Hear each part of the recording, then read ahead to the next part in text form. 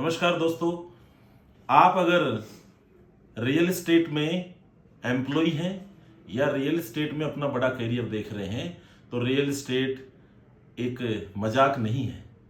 Real estate के अंदर बहुत ही ज़बरदस्त डेडिकेशन, अनुशासन और रियल एस्टेट को कैसे किया जाए ये आना चाहिए। मैं बेसिक बातों पर काम करूंगा। रियल एस्टेट 4 पिलर से बना होता है। एक आपका स्टाफ, एक आपका एसोसिएट, एक आपका बिल्डर और एक आपका ग्राहक। इन 4 को मेंटेन करने के लिए 250 से ज़्यादा विधियां हैं। आपका स्टाफ कैसे रुकेगा, ये एक पूरी एसओपी है। आपका बिल्डर आपके साथ कैसे खुश रहेगा, ये एक पूरी एसओपी है। आपका ब्रोकर आपके साथ कैसे रुकेगा और आपका ग्राहक आपके साथ कैसे रुकेगा, ये चारों चीज़ों पर मैं 1 बाय 1 आपको समझाने की कोशिश करता हूँ। सबसे पहले आपका स्टाफ नीडी होना चाहिए। स्टाफ रियल एस्टेट में अपना करियर देख रहा होना चाहिए, इंटेलिजेंट होना चाहिए, मेमोरी अच्छी होनी चाहिए और रियल एस्टेट की ताकत को समझना चाहिए। आप उसको कन्विंस करिए रियल एस्टेट में बहुत ताकत है, कैरियर बनता है, इंसेंटिव बहुत अच्छा आता है। लेकिन सैकड़ों हजारों प्रयास करने के बाद में एक ग्राहक हाँ करता है। ऐसे 100 ग्राहक जब हाँ करते हैं तो एक डील होती है। इसलिए एम्प्लॉय इतना पेशेंस वाला होना चाहिए और आप में भी पेशेंस होना चाहिए कि एक एम्प्लॉय 2 से 4 महीने आपके पास काम कर रहा है, उसको सैलरी दीजिए, उसको उत्साहित करिए, उसको ट्रेनिंग दीजिए, उसको मोटिवेट कीजिए, उसको एजुकेट कीजिए और लगातार उसकी गलतियां कम करने की जिम्मेदारी आपकी और आपके मैनेजमेंट की होनी चाहिए। एक बेहतरीन स्टाफ क्रिएट कर सकते हैं और अच्छा स्टाफ आपके जीवन का सबसे महत्वपूर्ण पिलर है। रियल एस्टेट करियर का the first milestone is your staff. आपका बेहतरीन ऑफिस, आपका बेहतरीन स्टाफ आपकी ऑर्गेनाइजेशन को बड़ा कर सकता है। अब नंबर बात करते हैं 2, बिजनेस एसोसिएट्स और ब्रोकर्स। हर इंडस्ट्री का सबसे बड़ा जान होता है उसका सेल्स। आपका स्टाफ भी सेल करेगा, लेकिन आपको सेल्स करने के लिए मार्केट के अनुभवी लोग जो नौकरी नहीं करना चाहते, सेल्फ रेलिवेंट्स होते हैं, सेल्फ इमोशनल होते हैं, सेल्फ खुददार लोग होते हैं और जिनको रियल एस्टेट का काफ़ी लंबा एक्सपीरियंस होता है, वो आपकी ऑर्गेनाइजेशन के साथ कैसे जुड़े इसका लेकर के एक पूरी फिलॉसफी है। अब वो व्यक्ति आपके साथ तब जुड़ेगा जब उसको फायदा अच्छा हो। वो व्यक्ति आपके साथ तब जुड़ेगा जब उसको इज्जत मिले। वो व्यक्ति जब जुड़ेगा जब उसको रोजाना आपका फोन मिले। वो व्यक्ति रोजाना आपको सम्मान देना पड़ेगा, रोजाना उसको एजुकेशन देनी पड़ेगी, रोजाना उसकी भूख को कुरेदना पड़ेगा, सर भूख कितनी है। रोजाना उस व्यक्ति को आपको लगातार उसके ड्रेस कोड पे, उसकी पर्सनैलिटी पे, उसकी बॉडी लैंग्वेज पे, उसकी सक्सेस पर, उसको मोटिवेशनल चीजों से आपको रूबरू कराते रहना पड़ेगा। आपको एक सेल्फ मोटिवेशनल कोच बनना पड़ेगा, उसका दोस्त बनना पड़ेगा, उसका गुरु बनना पड़ेगा, मेंटर बनना पड़ेगा।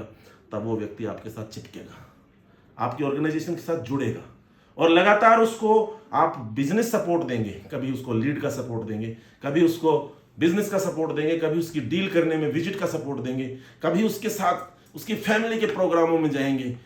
यानी जो उसका मेंटर होगा, जो उस एसोसिएट्स को जोड़ता है, वो अपने बच्चे को जिस तरह से डेवलप करता है, चाहे वो एसोसिएट बड़ा हो, सीनियर हो, खुददार हो, कितना ही बड़ा हो, वो आपके साथ जुड़ जाएगा। तो रियल एस्टेट में जो सबसे बड़ा फैक्टर है, पिलर नंबर 2, एसोसिएट और ब्रोकर्स। ये अनुभवी लोग होते हैं, खुददार होते हैं, इनके पास अच्छे ग्राहक का एक पूरा बकेट होता है। ये अपने ग्राहक को क्या बेचना चाहते हैं, आपको बार बार उनको अपना प्रोडक्ट सर्व करना पड़ेगा, उनको लगातार रेस्पेक्टिव मैनर्स में और कंपनी के सीनियर्स के साथ उनके डायरेक्ट इंटरेक्शन आपको कराने पड़ेंगे। बुलाइए, आज सर ने बुलाया आपको, आ जाइए सर, बैठिए सर, इवेंट करने पड़ेंगे, उनको खिलाना पड़ेगा उनको। आपको बहुत ही लालची लोग होते हैं थोड़े, लेकिन बड़े काम के होते हैं। उन एसोसिएट्स को, उन ब्रोकर्स को आप बुलाइए, जोड़िए। एक चीज और है, कुछ लोग ऐसे होते हैं जो रियल एस्टेट इंडस्ट्री में नए होते हैं, वो लोग आपके सबसे बड़े प्रोस्पेक्ट होते हैं, इसमें ब्रोकर में और एसोसिएट मॉडल में। इंश्योरेंस इंडस्ट्री के बहुत स्ट्रगलिंग लोग होते हैं, अगर उनको रियल एस्टेट का सही एजुकेशन मिल जाए तो वो सबसे सफल ब्रोकर आपके बन जाएंगे, एसोसिएट बन जाएंगे। कुछ लोग ग्रामीण पृष्ठभूमि से आते हैं, उनको कुछ थोड़ा फाइनेंशियल हेल्प कर करके, जो आप सैलरीड लोगों को करते हैं उसका आधा, उनको फाइनेंशियल हेल्प कर करके भी वो आपके साथ में रियल एस्टेट में टिक जाएंगे। लेकिन उसके लिए आपके सैलरीड जो फर्स्ट पिलर्स हैं वो डिस्टर्ब करते हैं, तो उस स्थिति में आपको फर्स्ट पिलर्स से अवॉइड कराना पड़ेगा। उनकी लगातार इवेंट, लगातार प्रोजेक्ट विजिट, लगातार मोटिवेशन, लगातार एजुकेशन और लगातार उनका ब्रेन वॉश, ट्रेनिंग, रोजाना ट्रेनिंग होगी उसकी। जैसे अखबार पढ़ने की आदत पड़ती है, ऐसे एसोसिएट्स को अगर जिंदा रखना है तो फौज का नियम होता है। फौज के अंदर सैनिक फ्री होते हैं, तो उनसे घास उखड़वाते हैं, उनसे और भी वहाँ फटिंग्स कराते हैं, उनके अलग अलग काम देते हैं। इस तरह से एसोसिएट्स को मेंटेन करना दुधारी तलवार पर चलना जैसा है। इस पर आपका अनुशासन और आपका डेडिकेशन उनसे 100 गुना ज्यादा होगा, तब आपके पास में व्यक्ति रुकेगा। पिलर नंबर 2 कंप्लीट है। पिलर नंबर 3 है बिल्डर्स। दोस्तों, आप एक बिल्डर कंपनी भी हैं, आप एक बढ़िया रियल एस्टेट भी हैं, लेकिन अगर आपके पास बिल्डर और डेवलपर नहीं है, उसके लिए आपका मार्केट का रेपुटेशन, आपका जिस भी बिल्डर के साथ काम कर रहे हैं उस बिल्डर के साथ में एक अच्छे रेट्स पर, जो वो अपने ग्राहक को बेचता है फाइनल बॉटम रेट, उससे भी अच्छे रेट में आपको दे, ताकि आपको और आपकी कंपनी में जो होने वाले खर्च हैं, स्टाफ की सैलरी है, ऑफिस के एक्सपेंसेज हैं, आपके खुद के परिवार के एक्सपेंसेज हैं, आपकी टीम के परिवार के एक्सपेंसेज हैं, टीम की सैलरीज हैं, वो सब निकलें। ऐसे इतना आपको मार्जिन अगर देता है, ऐसे बिल्डर और डेवलपर के साथ आपको जुड़ना चाहिए। उसके साथ जुड़ने के बाद उसको विश्वास दिलाना चाहिए कि हम आपके लिए काम कर रहे हैं। उसको लगातार ऑफिस बुलाना चाहिए, उसके साथ कम्युनिकेशन करना चाहिए, उसके साथ बातचीत करनी चाहिए, उसको रेस्पेक्ट देना चाहिए, और लगातार उसके साइट पर आपका कोई स्टाफ, एसोसिएट जरूर बैठे, ताकि आपके आने वाले ग्राहकों को और आप बिल्डर के मन में कॉन्फिडेंस आ जाए कि ये व्यक्ति मेरा है। और इस तरह से रिलेशनशिप डेवलप होती है, और उससे वो व्यक्ति आपको बहुत रेस्पेक्ट करेगा और आपको बिजनेस भी करा के देगा। बिल्डर एक लालची तो होता ही है, धोखेबाज भी होता है, लेकिन सब नहीं होते हैं। आपको अपने कस्टमर का, अपने ग्राहक का ध्यान रखना पड़ेगा। और कुछ बिल्डरों को मैं सलाह भी देता हूं कि अगर आप ब्रोकर्स और आपके सेल्समैन अगर जिंदा हैं तो आपका ज़मीर जिंदा है, आपका बिजनेस जिंदा है। कुछ अच्छे बिल्डर्स भी हैं और वो बहुत लंबे समय तक 20-20 साल, 30-30 साल से बिल्डर हैं, लेकिन जो 1-2 साल, 5 साल के बिल्डर हैं, निश्चित रूप से मानिए उन्होंने एसोसिएट्स को डुबोया होगा, सेल्समैनों को खाया होगा, तो उन बिल्डरों का मैं कुछ नहीं कर सकता। लेकिन बिल्डर अच्छे होते हैं, अन्नदाता होते हैं, रोजगार देते हैं बहुत सारे रियल्टर्स को, बहुत सारी कंपनीज को, और बहुत सारे ठेकेदार्स को, प्लम्बर को, इलेक्ट्रिशियंस को, बहुत सारे वेंडर्स को रोजगार देते हैं। इसलिए बिल्डर्स शान होते हैं। Number 4, customer.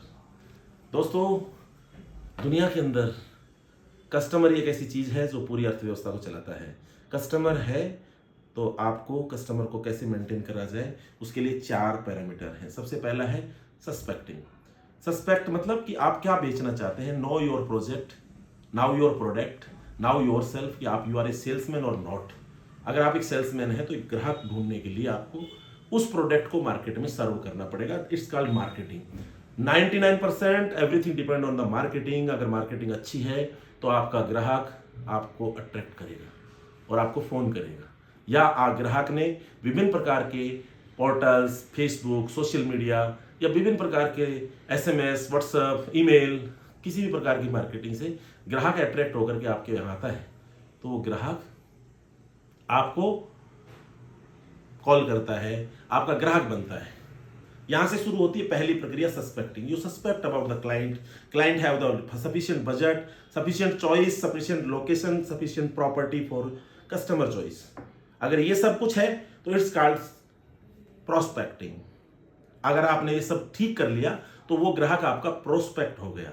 उस प्रोस्पेक्ट को आप ढंग से, रेस्पेक्टिव मैनर्स में, अच्छे ड्रेस कोड के साथ, अच्छी पर्सनैलिटी के साथ, अच्छी बॉडी लैंग्वेज के साथ उस ग्राहक को आप नर्चर करिए। उसकी चॉइस जानिए, वो फ्लैट खरीदना चाहता है, विला खरीदना चाहता है, प्लॉट खरीदना चाहता है, उसका बजट कितना है, उसकी लोकेशन, अगर बजट लोकेशन मिसमैच हो रहा है तो उसको करेक्ट करिए। और अपने तरीके से, अपने हिसाब से ग्राहक को अगर आप मैनेज करना आ गया तो you are the good salesman, good prospector. Prospecting के बाद होती है profiling. It's a part of marketing. Profiling में अब ग्राहक आपके सांचे में, आपकी कंपनी की, आपकी प्रॉपर्टी के सांचे में आ गया है। उस ग्राहक को आप वही प्रॉपर्टी सर्व करिए जो ग्राहक के माइंड को स्टडी करने के बाद आपको पता चला है कि ग्राहक ये प्रॉपर्टी लेने वाला है। और विजिट के टाइम पूरी तैयारी के साथ आपका प्रोजेक्ट भी मैनेज होना चाहिए, आपका ग्राहक भी टाइम से मैनेज होना चाहिए। ग्राहक टाइम की मिसमैनेज करते हैं। ग्राहक को चेक लाने के लिए बोला कि नहीं, प्रोफाइलिंग में फिक्स प्राइस पॉलिसी के लिए बोला कि नहीं, प्रॉपर्टी को आइडेंटिफाइड वीडियोस वगैरह, फोटोग्राफ्स, लीगल, ये सब कुछ आपने उसको क्लियर किया है। बस अब बचा है काम विजिट के बाद sales, closing. Don't hesitate about asking cheque, money, meeting, and don't give the chance to escape client for the next time. 99% ग्राहक बचना चाहता है और आपको उसको उसी समय क्लोजर करना चाहिए। बहुत सारे कमजोर एसोसिएट्स ग्राहक को उस दिन छोड़ देते हैं और 99% ग्राहक उसके बाद कभी लौट के नहीं आता है। अगर आपको ग्राहक को उसी समय पूरा टाइम दीजिए, इत्मीनान से पूरा विजिट में टाइम दीजिए और don't hesitate about the closing and deal will be closed. ये the 4 pillars of your real estate career success. लेकिन इस सबसे महत्वपूर्ण चीज़ है आपकी हैबिट्स, आपकी बॉडी लैंग्वेज, आपकी पर्सनैलिटी, आपकी आदत, आपकी एजुकेशन, आपकी स्टडी। अच्छी बुक्स पढ़िए मार्केटिंग के लिए, अच्छी सेल्स की बुक्स पढ़िए, अच्छी पर्सनैलिटी की बुक पढ़िए, अच्छी वोकेबलरी आपकी होनी चाहिए। रियल एस्टेट के अंदर आपके शब्दों का विन्यास, आपकी भाषा शैली, आपका जीवन सिद्धांत और आपका पंक्चुअलिटी, आपका अनुशासन, आपका बॉडी लैंग्वेज आपको रियल एस्टेट में सेल्स में सक्सेस करता है। इसलिए रियल एस्टेट सेल्स के लिए जो साथी इस वीडियो को देख रहे हैं, ज़्यादा से ज़्यादा लोगों को शेयर करें और आप सभी को बहुत सारी शुभकामनाएं रियल एस्टेट करियर के लिए। Thank you.